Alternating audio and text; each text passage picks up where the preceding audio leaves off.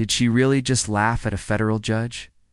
The question rippled through the courtroom before anyone even realized they were holding their breath. The billionaire's wife leaned back in her seat, polished smile cutting across her face like she'd just heard. It's a harmless joke instead of recognizing the gravity of the moment. Her laughter wasn't loud, but it carried the unmistakable tone of someone convinced the rules bent for her convenience. Her bracelets chimed softly as she crossed her arms, settling in as if this entire proceeding were an inconvenience she intended to breeze through. Judge Napolitano didn't flinch. His eyes stayed fixed on her, steady and unshaken. The kind of gaze that had weathered decades of arguments, egos, and theatrics.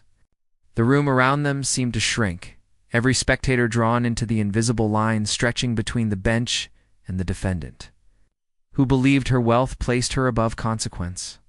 Even the bailiff shifted, sensing that something had shifted in the air, something subtle, sharp, and undeniably historic. Still, she kept smirking, tapping her perfectly manicured nail against the table, daring the moment to break before she did.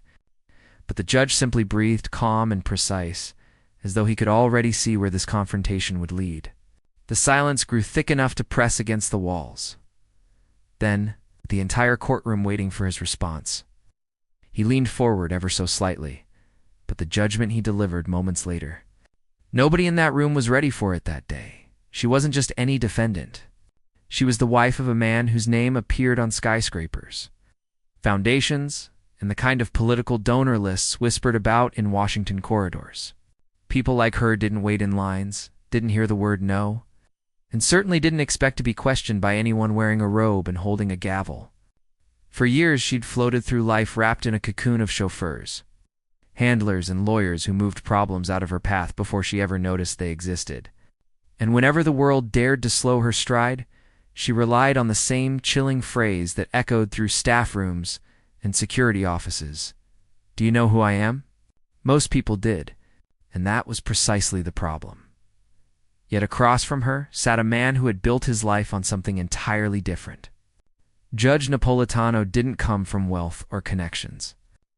He came from the kind of background where respect was earned, not inherited, and where the law wasn't a suggestion, was the backbone of fairness itself. His courtroom wasn't a stage for privilege. It was a place where truth held weight, where dignity mattered, and where arrogance found no purchase. Over decades of service, he had developed a reputation as the kind of judge who couldn't be bought, bullied, or dazzled by status. If the world tried to sway him, he stayed still. If pressure mounted, he grew steadier, so when her laughter broke across the room, it wasn't just an insult to him. It was an insult to every ordinary American who knew exactly what it felt like to be brushed aside by someone, who assumed their last name mattered more than the rules. In that single sound, she embodied a national frustration simmering far beyond the courtroom walls. The idea that some people live above accountability while everyone else bears its full weight. That's why the room fell silent. Not out of fear, but because everyone sensed something greater unfolding, something symbolic, something overdue. Her entitlement wasn't new, but the man sitting before her was nothing like the officials she had charmed or intimidated in the past. And as the tension thickened, one truth became unmistakable. But this isn't the first time she weaponized her privilege. She hadn't always worn entitlement like a designer accessory. But once her husband's fortune grew, it became the only language she spoke. Staff members in their mansion learned early that her patience ended where her privilege began. She corrected people not to help them, but to remind them of the hierarchy she believed the world owed her. A housekeeper once mispronounced her name, and instead of a gentle correction, she delivered a scathing lecture about standards, ending with, "If you want to keep this job, learn the difference between serving and stumbling." The staff didn't forget. Neither did she, because in her world fear was efficiency. Out in public, she carried the same attitude like a shield. Airport officers, retail workers, hotel clerks, anyone tasked with enforcing rules automatically, became an obstacle to be pushed aside. When a security officer once asked her to step out of a priority line she wasn't assigned to, she let out the same sharp laugh she unleashed in Judge Napolitano's courtroom. "Do you honestly think these rules apply to me?" she said, tapping her sunglasses with a manicured finger. She didn't argue. She dismissed, as though the man standing in uniform were a malfunctioning machine that simply hadn't been programmed to recognize her status. But the moment that defined her wasn't recorded, yet it lived in the memory of the people who saw it. One evening, outside an upscale restaurant, a young waitress slipped on the curb and spilled takeout meals she'd been carrying for delivery. The containers burst open on the pavement, soup splashing across her shoes, her eyes already glassy with panic because she knew she'd have to pay for the mistake. Before anyone else reacted, the billionaire's wife stepped forward not to help, but to smirk. "Some people just aren't cut out for anything beyond minimum wage," she said, loud enough for a small crowd to hear. The girl knelt, trembling, trying to gather what she could while strangers stared in stunned silence. The woman didn't offer a hand, just a final cold laugh before stepping over the mess, as if it were an inconvenience scattered for her amusement. Incidents like that became her quiet legacy. Every story followed the same pattern: her wealth as a weapon, her confidence a performance sharpened by the belief that consequences were for other people. She learned to measure her worth through the power to belittle, to bend rules, to walk away untouched. And the more she got away with, the more she believed she always would. But privilege is a fragile foundation, especially when it begins to crack. Her arrogance grew louder, her dismissals sharper, her belief in her own immunity so complete that she couldn't recognize the danger of meeting someone who didn't care about her last name, someone who didn't flinch, someone she couldn't intimidate. And in that courtroom, wrapped in confidence she thought unbreakable, she misread the one person she should never have underestimated, but she had no idea. Napolitano had already seen right through her act. He didn't start life with a gavel in his hand or a name that opened doors. Judge Napolitano grew up in a neighborhood where people worked with their hands, where dignity wasn't tied to wealth, but to how honestly you lived your life. His father woke before dawn each morning, lacing worn boots with the same quiet discipline he later passed down to his son. His mother believed respect wasn't something you demanded, it was something you earned through consistency, compassion, and grace. Those values rooted themselves deep in him, long before he ever stepped into a courtroom, as a young law student. He was never the loudest voice in the room, but he was always the one people listened to. He didn't debate to win. He debated to understand. He believed the law wasn't a weapon wielded by the powerful, it was a shield meant to protect the vulnerable. While others chased prestige, he chased purpose. Spending long nights studying constitutional cases that most of his classmates skimmed, he saw the Constitution as a promise, and he made it his mission to honor that promise every time he stood before a judge or jury. His early career wasn't glamorous. He took pro bono cases when no one else would. He stood beside immigrants who barely spoke English, workers wronged by employers, families crushed under the weight of unfair accusations. In cramped courtrooms without air conditioning, he fought not to make headlines, but to make things right. Judges noticed. Opposing attorneys noticed. Even those who disagreed with him couldn't deny the integrity behind every argument he made.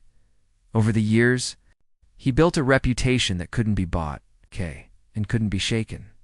Fair, steady, incorruptible. He refused to bow to pressure, political, financial, or otherwise. And that resolve came from a moment burned into his memory. Long before he became a household name, he was a young attorney then, standing in a courtroom dominated by a wealthy businessman whose legal team stretched across 2 rows of polished benches. The businessman's tone dripped with the same entitlement. The billionaire's wife would later display an unspoken assumption that money could bend truth, shift guilt, and tilt justice. People whispered that the man's influence would decide the outcome before a single argument was heard.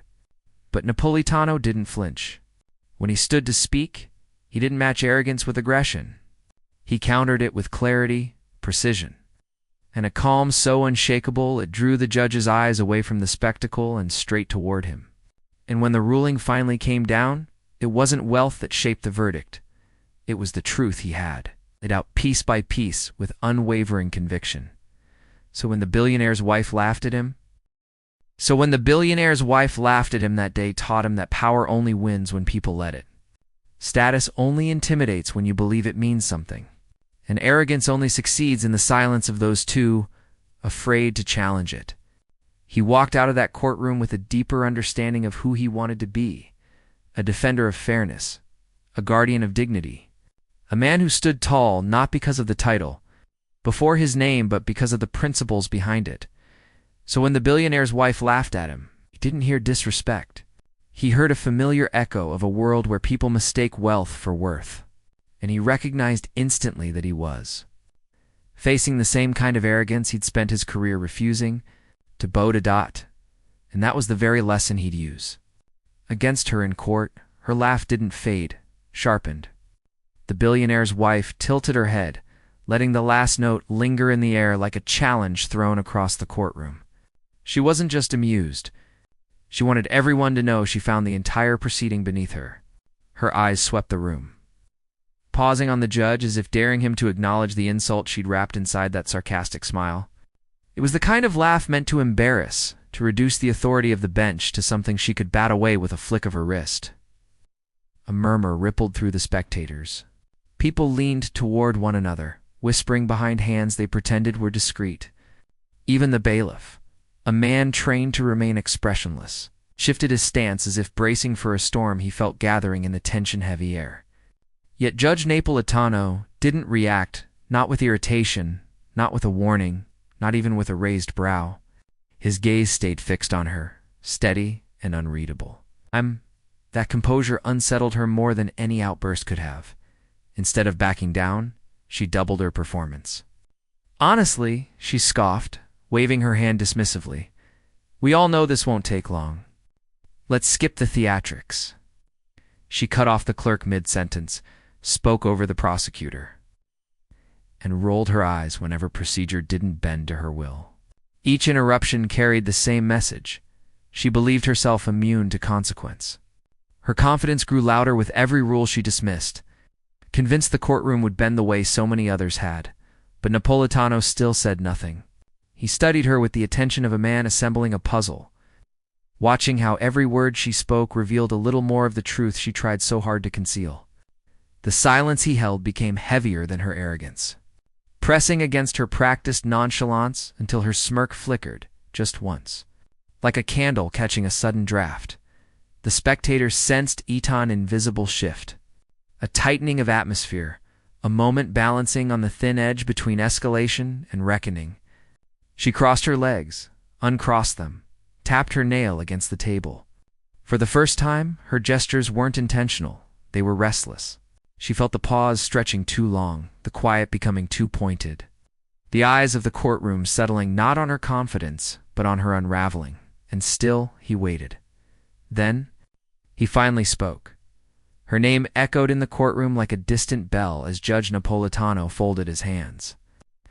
Leaning forward with the quiet authority of a man who didn't need volume to command a room, the air tightened. Even the fluorescent lights seemed to hum softer, as if the entire courthouse understood that something irreversible was about to happen. She straightened her blazer, preparing for what she assumed would be a routine dismissal, another moment where the world bent to her. Money polished confidence, but the judge began with silence, the deliberate silence that drew every eye toward him and every ounce of confidence away from her. When he finally spoke, his voice was calm enough to unsettle. "Mrs. Harrington," he said, emphasizing her name with a precision that made her shift uncomfortably. "This courtroom is not a place where wealth whispers louder than truth." Her smile twitched. A tiny, involuntary movement. "A crack in porcelain," he continued. "Your behavior today, your laughter, your dismissal of procedure, your belief that this hearing exists for your convenience reveals something deeply troubling." She opened her mouth, ready to interrupt, but he lifted one finger. No force, no anger. Just a small gesture that froze her in place. The power shift was instant, shocking even to the spectators who had walked in expecting another routine clash between privilege and the law. "You assume immunity," he said. "Not innocence, immunity." Her jaw tightened. Her hands clasped together a bit too quickly. "That," he added, with a soft pause that felt heavier than any shout, "it tells me everything I need to know." The courtroom stilled. Even the air seemed to stop moving. He reached for the case file, flipping through the papers with slow, methodical care. Each turn of a page felt like a countdown. She watched his hands, then his face, trying to decipher his next move. For the first time, she wasn't bored or amused. She was worried. "You were cited," he said, "for obstructing an officer during a safety check. A simple matter. One easily resolved if handled with humility." The word hit her harder than any accusation. Humility. A currency she had never learned to trade in. But instead, the judge continued, "You chose to belittle the officer. You invoked your wealth, your status, and your husband's influence." And today he glanced up, meeting her eyes with that steady, unblinking calm. "You brought that same disdain into this courtroom." She lifted her chin, trying to recover her posture. "With respect, Your Honor, you've shown no respect," he said gently. "Not to me. Not to the law. Not to anyone who serves the public you think is beneath you." Soft gasp rippled through the room. She blinked rapidly, caught between outrage and disbelief, as if she were hearing for the first time words she believed. "No one had the authority to speak to her," Napolitano continued. "The law was not written for the powerful. It was written to protect the powerless from the powerful.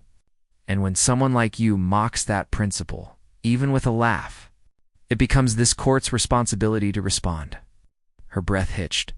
She wasn't smirking now. The judge's tone remained steady, almost gentle. But underneath it was steel. "I am sentencing you," he said slowly, "to 150 hours of community service." Her hand slammed against the table. "Community service? For this?" "I don't have time for," he raised his hand again. The room dropped into silence. "You will serve," he said, "at the same community center that handles cases like yours. You will work with individuals who do not have chauffeurs or private attorneys. You will listen to the stories of people who don't get to laugh at the law, because the law defines the limits of their survival." Her eyes widened. A tremor slipped into her voice. "You can't be serious." "I have never been more serious," he replied quietly. The spectators exchanged stunned looks. One woman in the back clasped her hands over her mouth. A man whispered, "This is unreal." The bailiff's expression didn't change, but a spark of admiration flickered in his eyes.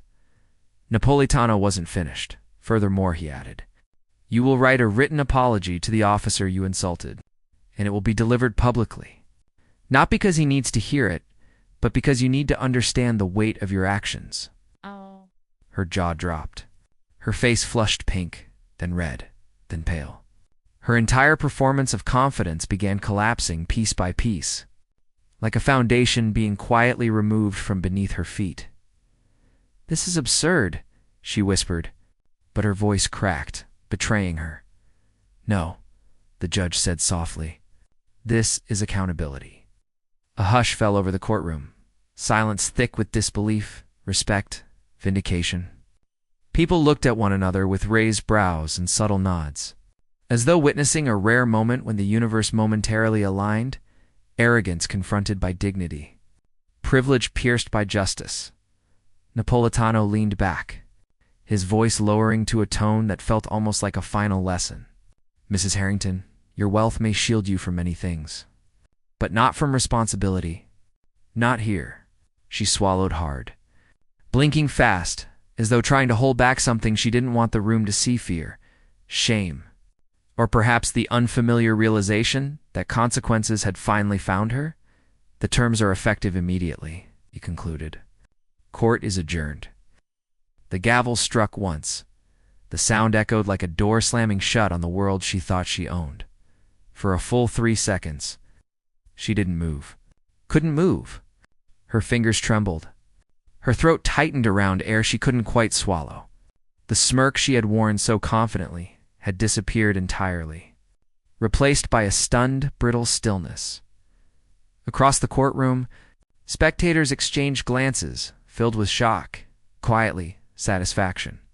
A young man nodded slowly, as if witnessing history.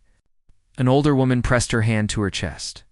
Even the clerk exhaled, long and controlled, like someone realizing. They had been holding their breath through the entire verdict, The billionaire's wife stared straight ahead.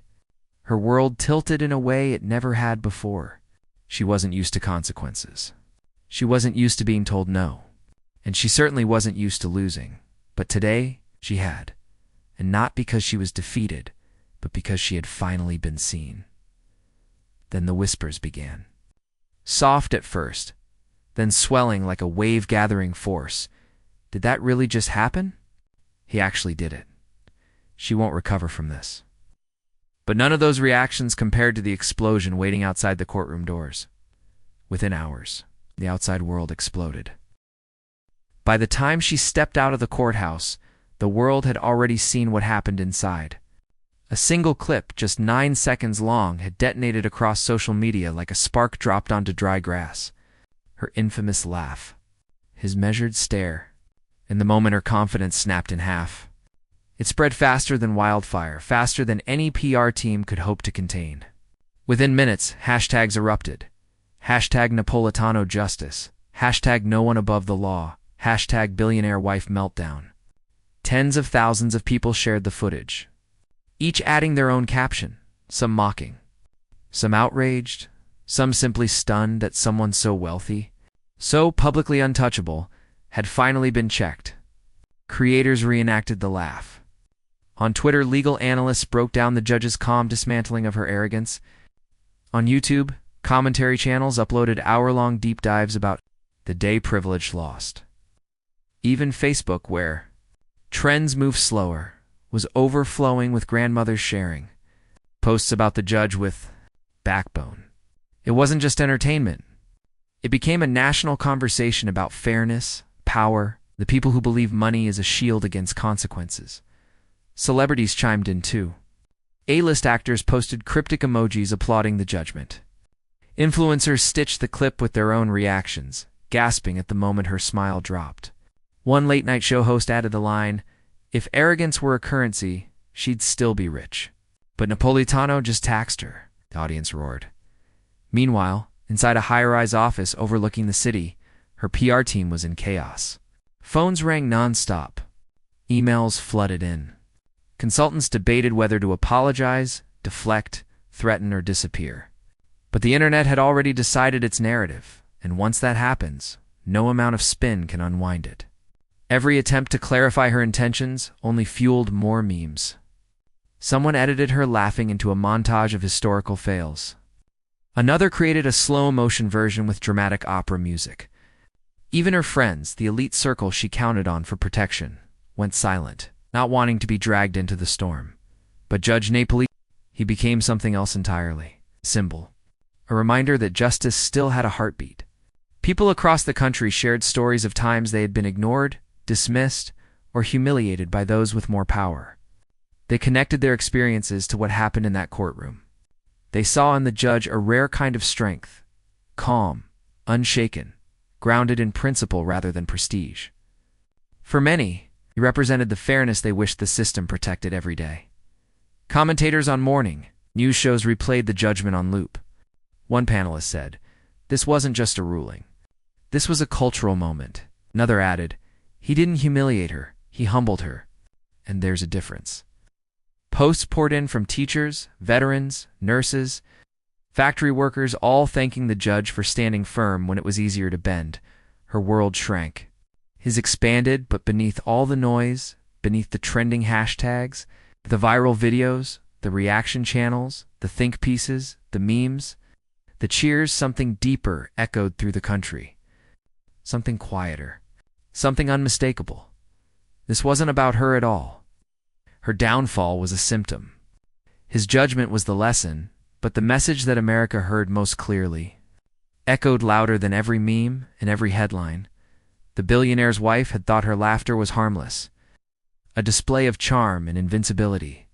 But in the courtroom that day, her amusement became a mirror, reflecting a truth too often ignored. Privilege can mask arrogance, but it cannot erase responsibility. Respect, as Judge Napolitano demonstrated, is earned, not inherited. It is the foundation upon which dignity stands, and it is the measure by which true character is weighed. When laughter is used to belittle, it betrays not power, but weakness. The strongest individuals do not need to humiliate others to feel superior. Across the nation, people recognized this lesson instantly. They saw that wealth, no matter how vast, cannot purchase morality or shield someone from the consequences of their actions. In a world increasingly divided by class and influence, the courtroom moment became a symbol, a vivid reminder that fairness, integrity, and courage still matter. True power lies not in dominance or entitlement, but in humility. In standing firm for what is right, even when others scoff or sneer. Judge Napolitano's calm authority revealed that those who wield influence responsibly gain more respect than those who wield it arrogantly. This wasn't merely a viral clip to laugh at, or a story to gossip about. It became a teaching moment, a reflection of what society values when laws are upheld and human decency is recognized. Ordinary people found hope in the spectacle. They saw that standing up to arrogance is possible and that moral clarity can prevail over bluster and status. In the end, her laughter no longer mattered. What endured was the principle she violated and the lesson it reinforced. America was reminded that the measure of a person is not in their fortune or social connections, but in how they treat others and respect the systems that hold us accountable, because stories like this remind us who we should stand with.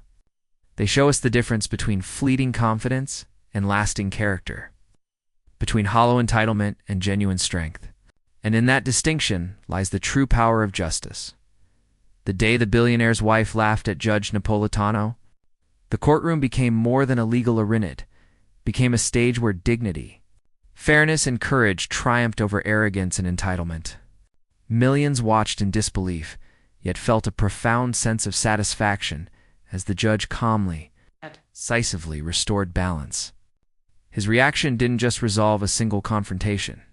It reminded an entire nation that justice is not for sale, and that no one, no matter how powerful, is above the law. This story isn't only about a viral moment, it's about the values it represents. It's about standing for fairness when others assume they are untouchable. It's about recognizing that humility and integrity outlast wealth and bluster.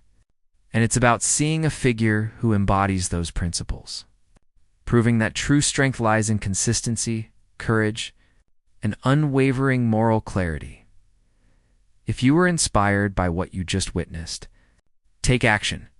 Subscribe to this channel to follow stories that celebrate accountability and honor. Share this video with friends, family, and colleagues to spread a message that the right kind of power, the kind grounded in respect and justice, matters.